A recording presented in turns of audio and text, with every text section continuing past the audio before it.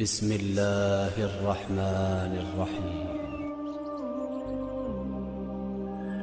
یا رحمان، اے بڑے مہربان۔ جو شخص روزانہ یا رحمان کو 100 مرتبہ پڑھے گا تو وہ دنیا کی بلاؤں سے محفوظ رہے گا۔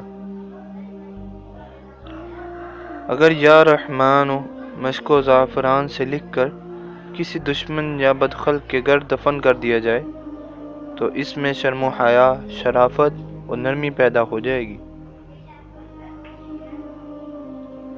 اگر کوئی شخص رشتہ ملنے کے گھر سے یا رحمان کو 3125 مرتبہ 40 روز تک پڑھے گا تو اسے مناسب رشتہ مل جائے گا انشاءاللہ عز و جل۔